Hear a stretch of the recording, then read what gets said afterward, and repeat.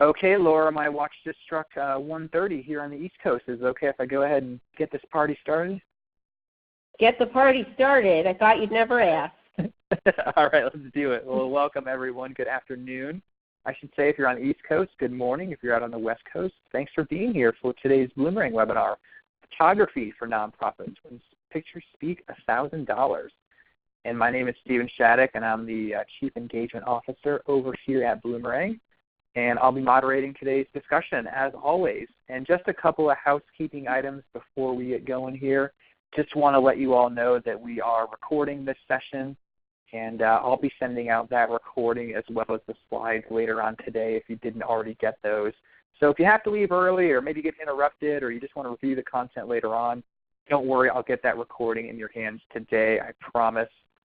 Most importantly, though, as you're listening today, please feel free to use that chat box right there on your webinar screen. I know a lot of you have already done that. That's awesome. If you haven't, go ahead and introduce yourself to the room. We always like knowing who we're talking to here. But also send us your questions. Send questions and comments throughout the hour. We're going to try to save some time for Q&A. So don't be shy. Don't sit on those hands. We would love to answer your questions along the way. You can also do that on Twitter. I'll keep an eye on the Twitter feed for questions and comments. And one last bit of housekeeping, if you have any trouble with the audio through your computer speakers, we find that the audio by phone is usually a little bit better quality since it doesn't rely on computers or internet speed or browser versions or anything like that. So if you have any trouble, try to dial in by phone if you can, if that'll be comfortable for you. There is a phone number in the email from ReadyTalk that went out about a half hour or so ago, and also when you registered, you'll find a phone number there that you can use. And if this is your first Bloomerang webinar, I just want to say an extra special welcome to all you folks. We do these webinars just about every week, almost every Thursday throughout the year. Bring on a great guest speaker, always educational, informative, and sometimes fun with some shenanigans, which we like. We love doing these webinars. But if you are not familiar with the company Bloomerang, we are a provider of donor management software. And if you are interested in that or just kind of want to know what we're all about, maybe you're shopping sometime soon, just check out our website. We've got a quick video demo that you can download and watch to get a deep dive into the software. Don't even have to talk to a salesperson to get that. Who wants to do that after all? So check us out. Don't do that now. Wait at least an hour until the presentation concludes today, because you all are in for a treat. I've been excited for this one for a while. Welcoming a good friend of the program, good friend of Bloomerang, Laura Huth-Rhoades is joining us from beautiful southwestern Michigan. Laura, how are you doing? Thanks so much for being here. Are you doing okay? Yeah, I'm doing great, except for my chest cold. So for those who entered late, I apologize in advance for an occasional cough, which I will try to mute. Yes, well, we appreciate you being here. You're a trooper for still doing this, even though you're feeling under the weather. It's going to be a great session. I just want to brag on you real quick, Laura. If you folks don't know Laura, check her out. Follow her on Twitter. Follow her at Do Good Consulting.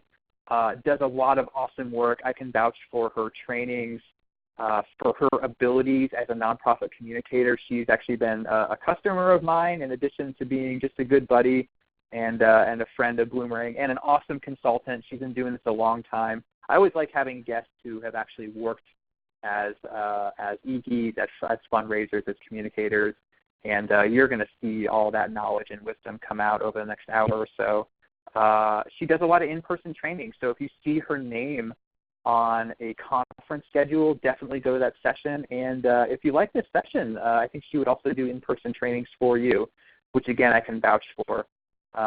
She has done a lot of volunteer work. She was formerly the co-chair of the Central Illinois Nonprofit Training Institute. It's kind of how I got to know Laura. But she's now in southwestern Michigan, so if you're nearby, say hi to her if you see her. Just a great gal, good buddy of mine. And Laura, I don't want to take any time away from you because you've got a lot of great advice for us on photography. So the floor is yours. Take it away, my friend. Tell us all about taking those photos for thousands of dollars. Go for it. Great. Thank you, Stephen. Thank you for that introduction as well. I have been a proud Bloomerang user now for years and years across several different organizations that I've either done consulting work for, volunteered for, or worked for. And it is definitely my go-to database for nonprofit database and donor management needs. So I am pleased to be able to provide this webinar today, talking about a subject that I think is sort of overlooked or underlooked, I suppose, in the nonprofit world, and that is the communication tool that is our photographs of the work that we do, and the power that those photos can hold in engaging the public, the audiences that we want to have engaged in our work. Photos are often the very first thing that we can use to grab people's attention, and we need to be able to give these photos the time that they need in order to grab the attention of those audiences so that we can get them to do what they want to do. So I have developed this training as both a webinar and an in-person training, as Stephen mentioned, to help organizations transform the act of simply taking photos into creating photos that can transform your organization. So let's get started here. And I am going to advance the slide, I think. Is it advancing, Stephen? I'm still seeing, oh, there you go. You got it. There you go. There we go. Okay. So so there's me in the upper right with a bad perm many years ago, and that's my camera bag attached to my hip pretty much. When I was younger, I had a Canon AE1, and I was an avid photographer of nature. And that was where I existed. I was very inspired by the photography of Ansel Adams, who is a famous black and white nature photographer. And when I got to college, and that's me in the next photo there, I got inspired in an art history class through the work of Dorothea Lange. And these black and white photos are Depression-era photos that she took to share the faces of people who were going through the Depression at that time. And what that class taught me was that my camera could be a powerful tool for social change, and not just an opportunity for me to take nice photos that my parents wanted to hang on their living room wall. And so what I did was I took that interest in taking pictures of the world around me and the humans that were impacted by things going on in the world, and parlayed that into my nonprofit work. And today I offer trainings on a variety of communication subjects, and photography is one of them. So let's dive in and take a look at what we can be doing to transform our photos. And before we get started, I've got a question for the group, so use your little chat area on your screen here to tell me what your biggest photo struggle is. Is it that you can't remember, it's so busy you can't remember to take photos of your work? If you don't know how to work some of the settings, it could be any variety of these things. So I think this is where we get to have people weigh in here. Am I doing this correctly, Stephen? You are. Just, okay. Folks, you can just click your answer, yeah. So Elizabeth getting good photo content from others in the group. Julie weighed in, said the same thing. Alyssa's saying knowing how to use the photos. Confidentiality, Beth asked about confidentiality. We're going to talk about that a bit. Miriam also mentioned confidentiality things. So John says his biggest challenge is finding higher-end lenses. And what the good news is today for those on the webinar is that we're going to be talking exclusively about how to use your phone as your camera to do this work. So we don't need any sort of expensive equipment. In fact, you don't even need to download anything onto your phone in order to do what you're going to learn in class today.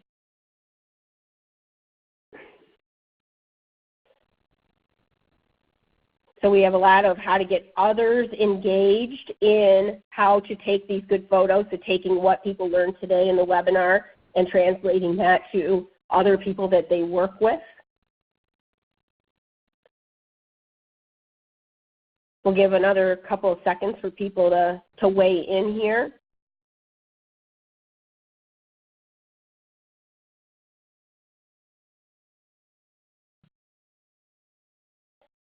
Stephen, it looks like Emily might need a little bit of help with some audio.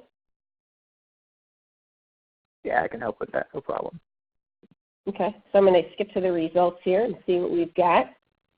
Yeah, so it looks like we've got a big group of folks that say I can't get good photos from others. So hopefully some of the slides today will help you understand how you can take better photos and then maybe share some of these slides and some of this information with your colleagues. We've got the second ranking is I forget to take photos of our work, things going on, things, time is crazy, stopping, taking these good photos. Hopefully we'll learn today why taking a few more seconds out of your day to take good photos can result in huge payoffs for you. And then we've got another group of people that says, I can't get photos from my colleagues at all, let alone good photos from colleagues. So the idea of taking what you learned today and sharing it with other people in your organization is certainly one of the big takeaways that I am hearing from this group. And hopefully from not only the slides, but from some of the follow-up materials that I'll be sending and that Stephen will be sending, we can help address those things. So let's start to dig in and really understand why photos work so well in helping elevate your organization's visibility. Well, first of all, by nature, humans are visual first, and we're verbal second. Good visuals, and this is good visuals, not just any visuals, but good visuals have the impact of making people feel first, right, an emotional trigger, and then think second. And that's really important when it comes to this important action of first getting people to feel something, then to know or understand something, and then to do something, the action you want from them, which is to either like attend an event, join your cause, donate, etc. Visuals are more persuasive than just words alone. So if you're writing something, always be thinking of what sort of great visual could accompany what you're writing. And then visuals help our brains understand and retain information better.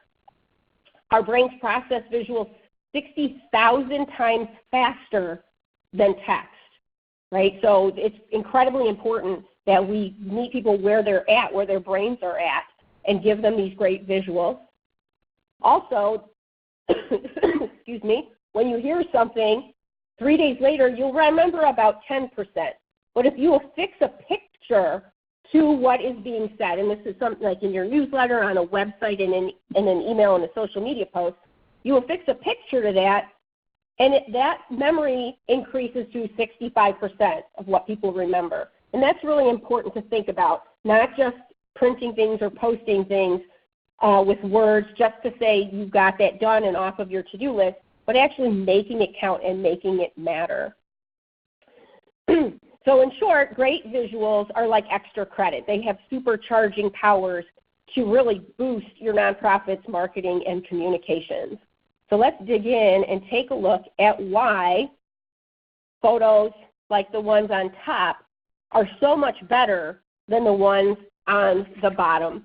And these are photos from actual work and clients that I have worked with. The one in the lower left was the front page photo on a website of a client, complete with the date stamp on there. And that certainly didn't demonstrate what the work of this organization did. The top one is what we replaced it with, the couple there, and a series of photos that slid through of these people who were touched by this organization. And then on the right side, you see two different ways of demonstrating the work of Habitat for Humanity.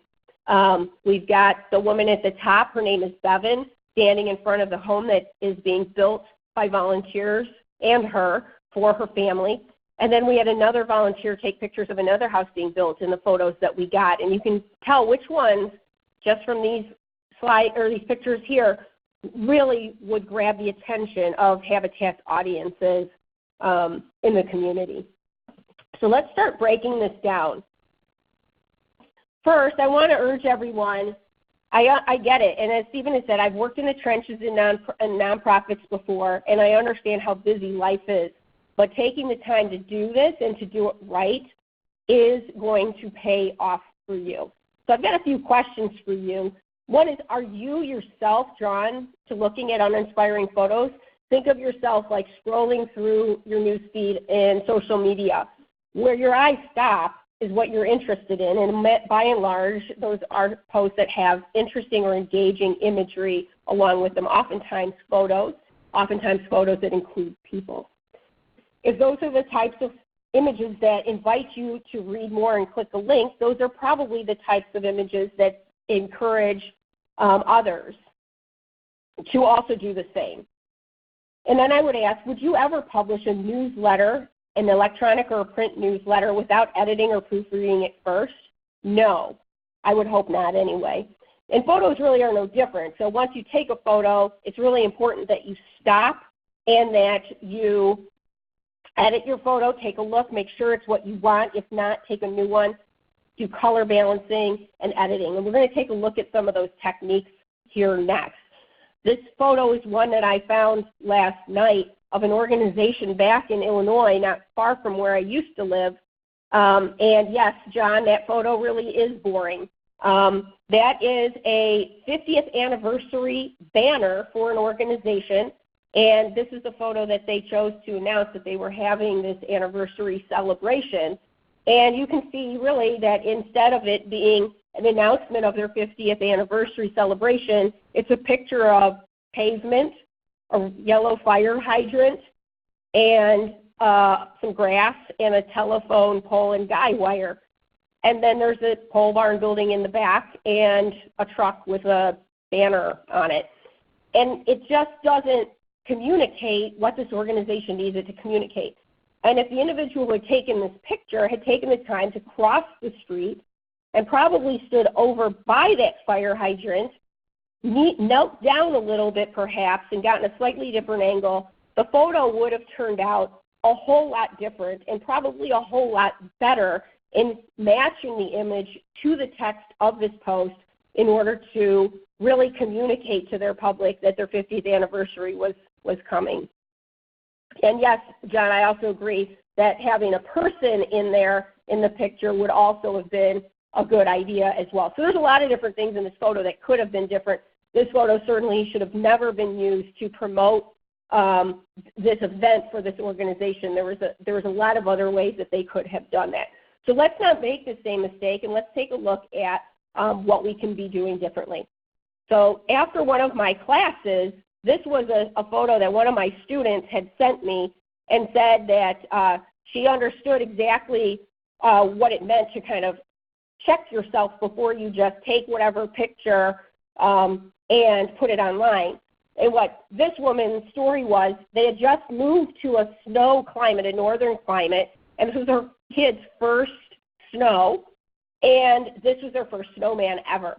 And she thought it was real cute, and she wanted to snap the photo and put it online, and it ended up having the social media thread hijacked with a bunch of comments about, if you guys can look in the background of the left photo, you can imagine some of the comments that people weighed in with instead. And what she wanted to do was celebrate her kid's first snowman, and the newsfeed ended up filled with a bunch of jokes about potty time, essentially. And so it's really important that you take the picture that you really want, that you take the time to look at what you've taken, and then in this case, all I did was crop it out a bit, and she would be able to put the picture up that she would want up there instead. All right, so, excuse me. Let's take a look at, there were several people who talked about the idea of anonymity and how to deal with working with clients in sensitive situations. And I have worked for a number of organizations at a staff level and a consulting level that have had to have anonymity and confidentiality issues addressed. In this particular case, these photos that you're looking at here are ones from when I worked at an organization called Prairie Center, and it was an organization that worked with people who were working towards recovery from addiction, from alcohol or drug addiction. And what we chose to do, you're going to see some slides in the future where we actually show some of the people who are in recovery who agreed to share their stories. But we also had several people that were willing to share their stories but did not want their images shared. And so these are some of the techniques we came up with in order to affix powerful photos to the stories of individuals whose names had been changed in order to have a nice image, powerful image connected to their stories. So let's see, Natasha's asking, what are your thoughts on staged photos? I work for a medical nonprofit, and if we stage something in a doctor's office, you see that as an example right here in the upper left. This is in one of the counselor's offices, and it was staged. She agreed to have her photo taken, and so this was not during a consulting session, or a counseling session rather, but it was afterwards, and she agreed to allow us to take this photo of her. And the other one in the lower right was the same situation as well. Stephen, we've got somebody weighing in here saying that the presentation is still on the snowman slide, but I'm seeing mine is on the correct slide. Yep, you're okay, Laura. You're good to go. I'll help with that person.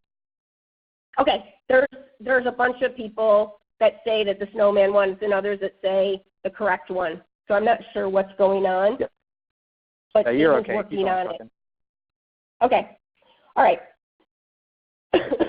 So the bottom line is, don't let the need for confidentiality or anonymity shut you down. Get creative and get clever. Don't always think that you need to take a picture of an individual in whole in order to have a powerful image that goes along with any sort of story or text that you're sharing. There are ways to get around that by stock photography is definitely an option, although I like to take more authentic photos.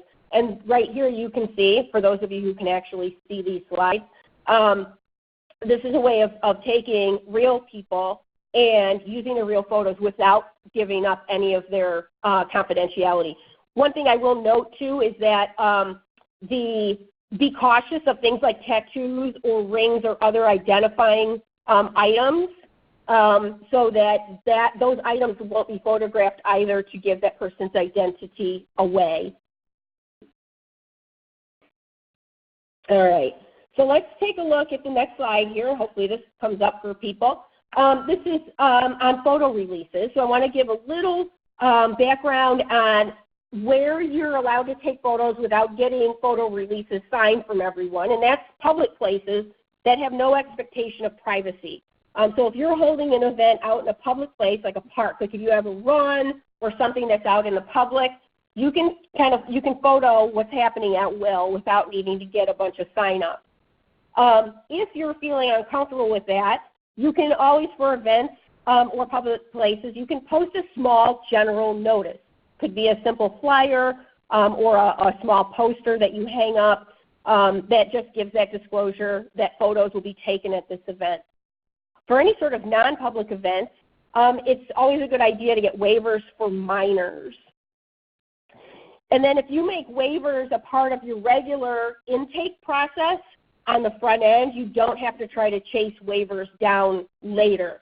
So at several of the organizations that I've worked at, we implemented some new policies and procedures that when volunteers or even clients in non-confidential situations, like at Habitat, when they were entering the program, we would have them sign the waiver on the front end so that we knew that we were good to go later.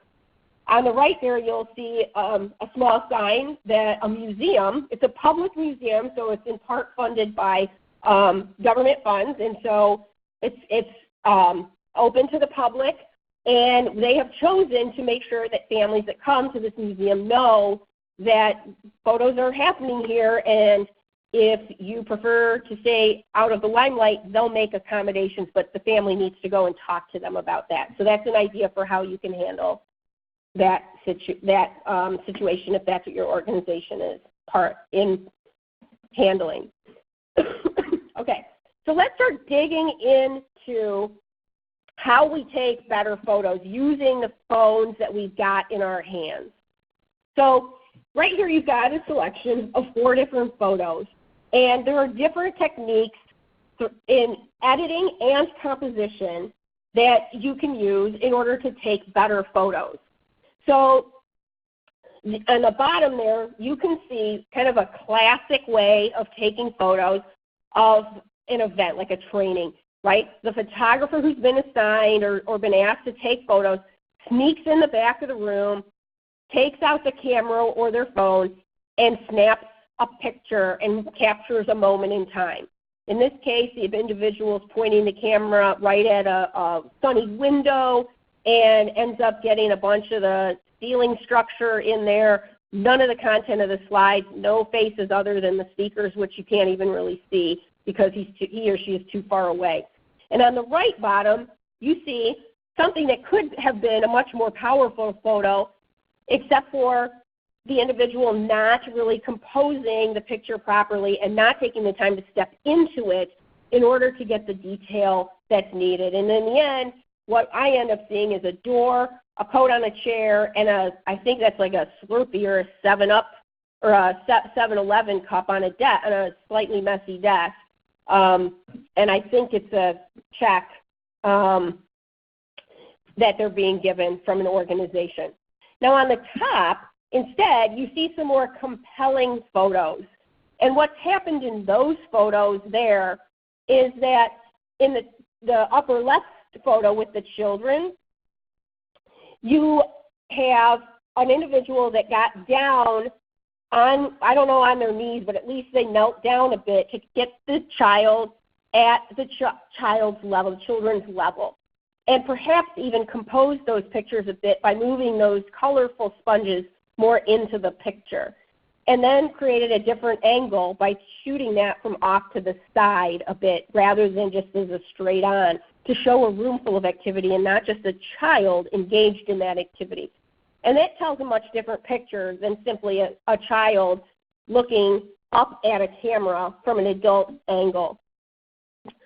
On the right upper, you see a woman who I think you can tell is a part of a larger community event. So you can see that there's other people that are behind her, and she's got food on a plate there, and that's not the focus here, but we definitely wanted to capture it in the photo. So the photo is of this woman very clearly, but it puts her in context of this community event with other people there. So it brings the focus on her while still allowing the residual story about this event to be told. So let's start digging into this idea of editing photos and photo composition and the things that are underneath each of those. So let's start dissecting some of these photos. So right here, simply, this is one of the easiest things that you can do on your phone and know that you have color corrected and gotten a slightly better image. Most phones, and if your phone is fairly new and within the next or last probably 5 years, you'll have a color balance option. And I wish I could tell you where it was in all of your phones, but I'm sure that with all the number of people on this call, there's that many different ways for you to find the color balance option. This photo here of a guy that I know named Ron was taken by a professional photographer, friend of mine. So even professional photographers using professional photo equipment still color balance their photos. So if they're doing it on their more expensive equipment, we certainly need to be doing it on our camera phones as well. So here you can see, a nice, good photo of Ron taking some notes in class, and then the photographer, Isaac, color balanced it before he delivered it to me. And it does make a dramatic difference in understanding that picture and really having that picture's content come across and speak to you. So for every photo that you take that you're going to be using to communicate something in your organization, take a moment and use that color balance function, and you'll start to see colors, or photos rather, that pop a lot more. All right, next up, we have the idea of color, period. There are now opportunities to take color photos and to run them through a filter, and you can see right away what a black and white would look like. When I started doing photos back when I was 12, we had to choose the film we were using, and you either had to commit to black and white or to color. You couldn't go back and forth between both. But here you can see some of the dramatic difference that color or not color can bring to how the subject matter is being communicated in your photos here. So we've got this bottom one is a gentleman named Gary who went through the Prairie Center program and is now in recovery and was hopeful to share his story so that he could help other people who might be suffering from addiction. And I took this photo of him in a diner where we had met, and the black and white that came across, I think hopefully everyone on this list would agree that black and white photo of Gary is much more powerful than the color one. The color one's not bad, but the black and white one really pops. And I think that it worked really well. His was one of the first stories that we had used to reach out to the public with a campaign of people in recovery, reaching out to those with addictions and urging them to get the help that they needed. So think about whether or not you need color, whether or not black and white would work, and play around with some of those filters that you've got on your phone because sometimes those filters can add a real element of drama and flair that can grab the attention of audiences in a way that just your simple click-and-go photo cannot. All right, let's take a look at some other ways of composing photos that can have a big difference. Now here we've got, and this is probably something that if you're a community-driven organization, that you've been out to different community events and you've done tabling events. And here we've got Justice for Our Neighbors at an event like this, and somebody that came along and took a picture of the two women that were running this booth. And she centered the two women in the photo and ended up getting a large blue background and I think it's a purse or a jacket off in the corner there, and really kind of lost the focus of what the photo is. She basically took a photo to take a photo, but she really didn't capture the essence of these two women and the work that they're doing for this organization. So just a simple crop could clean this photo up a bit and really have you connect to the people that are in the image, right? So that's a big dramatic difference here. But there are a couple of other things that could have been staged slightly differently in this photo if she had just taken another 5 seconds in order to help the two women use those plastic cups in the background there to maybe prop up a couple of their brochures so that you could put the brochures on the table. I would have also turned the name tag around of that one woman so that you could see her name tag or have her take it off because right now it's kind of distracting. And I probably would have stepped to my left as the photographer a bit and had the woman who's wearing the cross necklace, her head hide the car in the background so that your focus really was on the two women and their table. And I certainly would have tried to get that fire hydrant pole thing out of the photo as well. So Cynthia reminds us, also use your flash. It makes everyone look healthier. Use that with caution. If you're shooting somebody straight on, that can also have some unintended consequences. My advice there would be to take several photos, always take several photos. Take some with the flash on, some with the flash off, and then choose the best one. And flashing can also help with fill-in light, especially when you're doing photos that aren't straight on. All right, let's take another look at some composition here. Here's another example of a booth event. And this was taken by a woman who took one of my classes at a regional training. It's for an organization called the Northeast Michigan Community Service Agency. And what was happening prior to taking the class was that they would get these photos straight on of the booths, right? It would be the person would show up to the event, they would step around from the booth and take a picture of an empty booth before the event started, send it to her, and then she would post it. And what they decided to do after class was to have whoever was at the booth event take a photo of the individual, the staffer, in action when somebody who agreed to be in the photo came by the booth and have this more action shot taken. And what Frances, the woman who took the class, decided to also teach her staff was how to use the blur background function. And you can see what a dramatic difference that simple change makes. Now, not all cameras have the blurred background function, but some of the newer cameras do. So you push on the camera where you want it to focus. That's another way of achieving that the same look. What you can do is blur that background out and draw the attention to the real focus, what you would like to communicate there. Now, in this photo here, I would have done a few other things in staging this. I would have taken the job fair sign on the table and moved it down the table to the right, and I would have cropped that blue fire thing out of the background and brought the picture in a little bit tighter. But overall, I think the lower left photo, I think for those of you who may have had a similar gym experience to me in elementary school, that just screams elementary school gymnasium to me. But the upper photo makes me feel like I'm actually like almost in a movement situation in this photo. I feel like I'm almost like walking by this booth and experiencing it. And when you're thinking about people scrolling past photos like this in your news feed or on a web page, this is the type of photo that's going to make people stop, not one of just an empty booth with an empty metal folding chair there. Those are boring. This is far more exciting. And this blurred background function can be used in really any type of situation.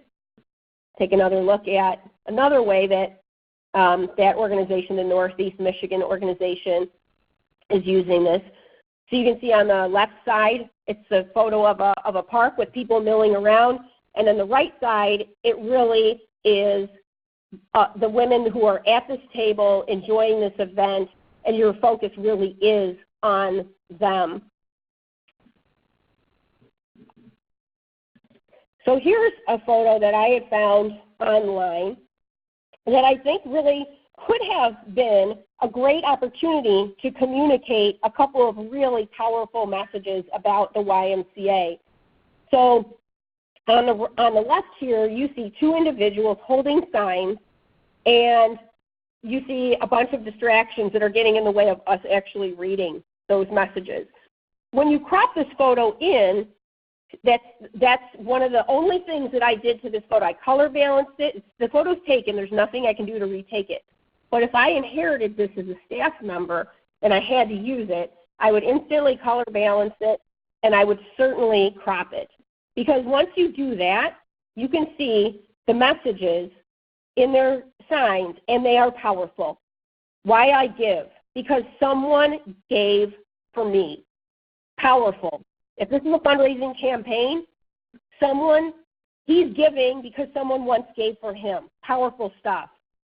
Why I give? Because every child deserves a chance. On the left, you cannot read that. And the point of that photo is basically useless. It's gone. Now, what are some of the other things that could have been done? If you imagine yourself stepping back in time to right before this photo was taken, what are some of the things that you would do different as a photographer to capture a better shot that you could work with? Well, one would be step in and get a better photo from the get-go, right? Don't use the crop function on the camera. Use your feet as the cropping function. Get the picture you want. I would also make sure that that poster, which I believe probably says something like, "We can do so much more together," is part of that photo. Because with him standing in front of it, it kind of loses that powerful message.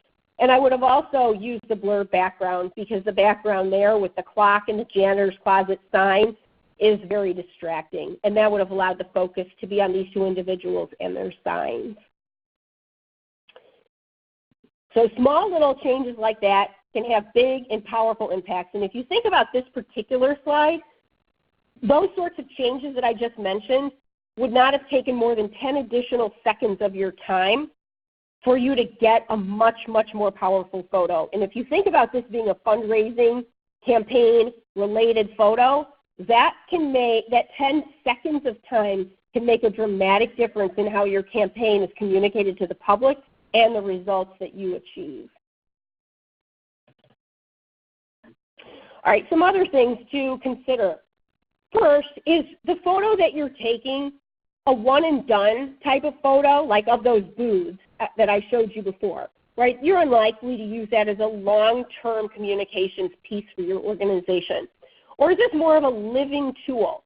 You see these photos here of Cass and of Jeff. We knew that those were going to be long-term, long-time, ongoing living tools for the organizations that I took those for. As such, we took the time to take several photos.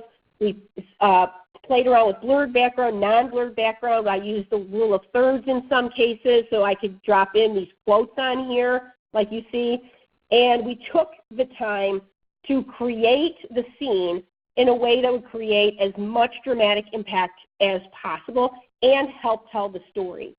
And if you look at even Jeff's quote here down in the lower right, Prairie Center is the bridge to getting help and finding another path. The idea of Jeff's shadow behind him and now who he is today really in a visual helps to transmit that idea of a bridge from where he was to where he is today. So I mentioned the rule of thirds here in a second, and that is we are drawn to photos that allow for just the right amount of headroom, right, so that there's not too much blank area above someone's head, but also putting the subject matter off into 1/3 segment of your photo. So if you think of your photo in 1/3 segments, putting somebody off to the side of it can create great dramatic interest for viewers. You also want to think about your frame composition and whether or not you want to fill the frame. Sometimes there's value in taking something really close up and not having extra space. Other times, like here with Cass's photos, there's an importance to having the composition we did so we could drop that quote in there. You want to think about whether you want a background blur, what type of focus that you want in there, so think about those things. You want to think about whether you want color or not color, or you want to take both so you have both at your fingertips. Whether or not you need to have anonymity and how you're going to deal with communicating what you want to communicate while maintaining that confidentiality. And then if you need any sort of other dramatic flair built in there. So let's take a look at what you really need in order to get good photos for your organization. So we've got, I think that for many organizations, a huge part of what you're going to be able to accomplish is going to be with the phones that you and your colleagues have in your hands. So using some of these techniques here, you'll be able to take much better photos by changing your angle, by changing whether you're cropping with your feet versus your phone, whether you're using any of the filters, including the black and white. But sometimes you need professional help, and sometimes that's when you're in some sort of extraordinary time crunch and no one else can help you with this, and you just need to call someone and have them capture something and capture it well. Sometimes you need somebody with that experience, right? This might be for like a 50th gala event, and you just don't want to leave it to anyone else, and you want to make absolutely certain that you've got the great photos that you need from that. And sometimes you need an excellent shot, and you need it now, and that's when you might need to call a professional. You can do it yourself when you've got a lack of a budget, and you may have the time to be able to do this. And then this is where I can help, is with the help of a coach. Being able to work with you more one-on-one to achieve the goals that you want to achieve in communicating your message, your mission through visuals, and giving you the training and the coaching that you need in order to take the best photos you can using the device you've got in your hand, and helping to bring your team forward in taking similar photos as well. And then there's excuse me, stock and free photo options, and here's a few options listed here. This is by no means an exhaustive list, and it's certainly not one that's an endorsement from me, just some ideas, especially if you're a nonprofit organization. You're going to have a lot more access to free photography than a for-profit entity. So take advantage of that if you need to do stock photos. But don't think that just because confidentiality or anonymity is an issue that you need to run straight to stock. Think about some of the creative options that were talked about here today and see if you can start communicating what you do using some of those more creative approaches. So Billy Brown has weighed in with a couple of good suggestions here. One is a tip is hold your phone more at your chest to take a picture than at eye level. And that's kind of the same thing. It's like bending your knees to get down at the level of children is, getting down on their level. If people on this list are working with animal rescues or people with disabilities that might confine them to a wheelchair, getting down on their level can make a dramatic difference in how those photos are communicated and captured. And then Billy also mentions propping your arm on something to make sure that your photos are taken still, right? So try to get your arm propped and so you're not shaking. You're going to end up with a better quality photo. I do know they make little tripods for phones too, and those are not very expensive if that's something that you want to invest in.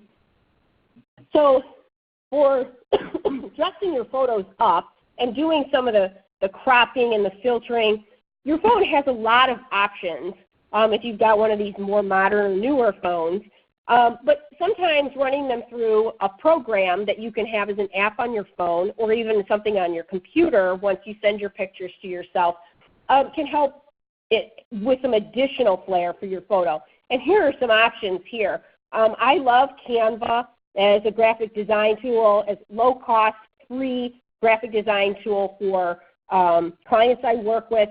They also have some photo editing options in there as well. Let's see, I've got, Sarah says PopJinx, P-O-P-J-I-N-X, should be on this list as well. Thanks, Sarah. And then let's see, we've got somebody, Paige asked, editing software companies that offer worthwhile nonprofit discounts. I would say if you have not checked out TechSoup, T-E-C-H-S-O-U-P, definitely check out TechSoup. They do magnificent work for nonprofits in giving software either free or very low cost of all types, from accounting software to database management software to photo editing software and everything in between. TechSoup.org, great organization. I'll send that out in email after the webinar as well. So there's some free options here. There's some purchase options here. Play around with them. I think it's a really, really great investment of time, and I advise this to anyone who takes any of my webinars or trainings in person. One of the things that you can do following this workshop, if you're thinking that this is something you want to implement for your organization, is sit down with your phone and learn more about its functions. Sit down for an hour and really understand what works in here, what options you've got, how they work. Experiment by taking a few of the photos one way, a few the other way, and really get yourself comfortable, because you don't want to be learning about it on the fly and making people stand there and getting awkward. It'll be a very, very good investment of an hour of your time to be able to learn that. And then also, if you can look your phone up and look up any sort of little YouTube videos to learn different functions about your phone, that would be another way to learn about your phone and its capabilities specifically. Okay, so I've got a couple closing slides. I'm going to send these to the group after the webinar as well. So you'll get this as a little handout that you can print out, and this is something you can share with your staff as well to help remind them of 10 key ways they can take better photos for your organization right now. So the first one is moving towards your subject. You and your feet should always lead as the zoom. Don't rely on the crop function on your phone or your computer, because the minute you start cropping something, your photo quality declines. So use your feet and zoom in, get the image that you really want. I will say one thing here, and that is if you think that you're going to want to drop or superimpose a logo or a quote or anything into this photo, keep that in mind. You cannot add portions of your photo there that were never taken. So if you think you're going to want both a close-up and a wider frame one, a close-up for some purpose, like in a newsletter, and then one with a quote dropped into it for social media, take both photos. So both be good quality, but the minute you start cropping it on your phone or the computer, the closer-up one is going to decline in quality. The next is rule of thirds. And I mentioned this already, that they add more visual interest, and they can also give you that room for those text or quotes or logos when needed. But most of all, that rule of thirds really helps to draw viewers into the photos than straight up, straight on photos do. Number 3 is build the scene. Ditch those distractions and compose your photo with the people and the objects that you really want in there. Take a few minutes to do that. You saw that in the YMCA photo and how just a few more seconds of time really could have helped build that scene into the most powerful visual communication from where it is now, which is a good photo but not one that communicates the message that they wanted. Number 4 is one that I am religious about, and that is clean your lens. You cannot imagine the amount of fingerprint goo and other things, depending on where people work. My husband used to work at a feed mill, and he would come home and take the world's ickiest photos. And once he started to learn to clean his lens, he was like, oh, my camera's not broken on my phone. It was just this gunk that was on my phone the whole time. So clean that lens. Get your shirt, carry something around. I mean, I use my shirt all the time to do it, but get rid of that haze. You'll take instantly better photos. Next is boosting the saturation and vibrancy for pop, and making sure your images stand out by bringing the best quality that you can. So when you get that photo balance in there and really play around with some of those lighting levels and color saturation levels in there and really create the best photo that you can before you end up saving it, sending it, and using it. Next up is crop. Now, I already mentioned in number 1 that you want to use your feet as crop. That said, you usually need to do a little extra cropping just to get the exact frame that you want. So make sure that you are looking at the picture and that any sort of remnant of, for example, an exit sign or the fire alarm thing is cropped out of that photo. 7 is change your perspective. And somebody mentioned this earlier about taking the picture more from your chest area. I mentioned like getting down on your knees. This could be just a different angle. You could still be standing and taking the picture normal, but you're standing off and taking an angled photo from the side. All of that makes your photo more interesting for anyone looking at it. It's really important to make your photos not look like everyone else's, because that's when people start looking at them. Number 8 is find your focus. Make sure that you are telling the camera where to focus and where you want the viewer's eyes drawn. Don't just take a picture of everything. Take a picture of the thing you want. And if that means using background blur or just the selective focus function, use those functions. Number 9 is incredibly important, and that is never just take one photo. If you're in a situation where you can take 10 or even 20 and then select from those photos the very best one, this is one of the most important things that you can do and that you can have your staff do as well. Because especially when you've got a larger group, there's a photo I showed you at the very beginning of a group of people that had a sign that said, "Thank you, people for bikes." One of the guys is looking away. He looks like he's completely disinterested in what's happening, like he's waiting to escape. And that is a powerfully bad message to share, right? They took that one photo, and that was the photo they had, and they had to use it. But when people see him in that photo now, and I think he would be horrified by this, he looks like he's mad at having to be there, and that's certainly not the message that he intended to send. And that could have been easily eliminated if they had taken a handful or more photos and then chosen the very best one. And then finally, take time to edit. So that extra 10 seconds or 30 seconds will absolutely be worth it. Never just take a photo and post it and like you would with a newsletter or an e-newsletter, make sure that you are stopping and editing and checking yourself and putting forth your very, very best photo foot. Right, and I'll leave you with a few quick don'ts. I want to leave time for questions here. Don't flash subjects directly in their faces, and don't pin people against the wall. What you end up here is with red eye, you end up with weird shadows on people's faces, and then you get that halo effect in the back if you pin people against the wall. I don't want to see any more people pinned against the wall in photos. Pull them out by 5 or 10 feet and use that blur background function, and you will be taking a picture of a person, not a picture of a person up against the wall. So no more staff and board photos of people against the wall. Use your feet to get the photo you want. Don't be shy. Stand where you need to stand to get the picture you want. Don't always stand in the same place every time. Take pictures with different angles and different approaches so that your viewer sees things differently.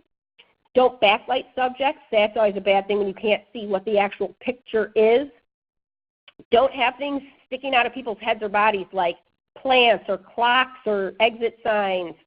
Make sure that you have people move around or you change your angles so those aren't happening. Don't take just that one picture. Don't just settle for any shot. Don't skip that edit and review. And then don't just always think color is the way to go. So those are my tips for great photos using your phone. I will now open things up for questions, and I'll have Stephen kind of help out with that process because I think you've been monitoring some things in the background. Yeah, absolutely. But first, thank you, Laura. Awesome tips. Man, this was chock full of good advice. Lots of good stuff in here. Thank you so much, Laura. I really like the black and white photo comparison. That really never struck me until you put that side by side to a color photo. So love the tips. I'm just going to kind of flash your info here, Laura, while we do some questions. Obviously, she's a wealth of knowledge, so reach out to her. Got a few questions here, Laura. Here's one from Megan. That was pretty interesting. So when you receive photos from maybe coworkers or volunteers, photos you didn't take basically, and maybe they kind of suffer from some of the issues that you outlined today, how do you kind of navigate that politically? Should you edit it yourself and not tell them? Should you let them know, hey, we may make some changes? Do you need their approval? What's kind of the bedside manner there when you receive photos? What do you think works the best? Sure, great question. I'll give you some lived experience from when I was at Prairie Center. I had several of the staff members became interested in taking photos and sharing photos, and they weren't always the best ones. So what I would do was I would crop and color it, balance them, and I would send them back to the individual and said, I cleaned this up a bit. This is the photo I'm going to use. Thank you very much. And then I would say, if the opportunity presented itself, what I would do is try to talk with them about how they might be able to create even stronger photos in the future and give them just a few tips and show them some examples of things so that they could literally see, because sometimes people just can't see what a better photo looks like. So give them an example of, if you have your boss is like on a panel and they're going to take a picture of, that person speaking on the panel is, the photo you took is good, but how could we make it great? And show them a couple pictures of what different photos in the future might look like, and handling that as positively as you can without any air of criticism, just in the spirit of wanting to create the best photos possible for the organization while appreciating the work that they're doing and the willingness to participate. Nice. Here's one from Isabel. What do you do, Laura, if maybe your subject is feeling a little shy and maybe it's hard to get them to smile or even smirk? Do you tell a joke? Do you say boo real loud? And what do you do with those folks? So what I always tell people when I encounter this, and this is not an uncommon issue, and it's a great question, Isabel, what I would tell people is we're not going live with this.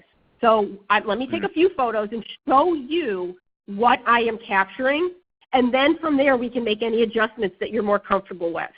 And so what I'll do is I'll take a few photos, and then I'll turn the camera around and I will show that person the photos.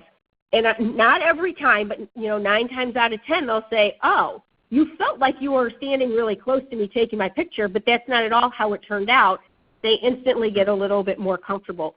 Or what I will do is I will have them take a picture of me. I'll show them, and I'll sit where I want for them to sit and have them take a picture of me so that they can see what it's going to turn out like without having that nervousness initially.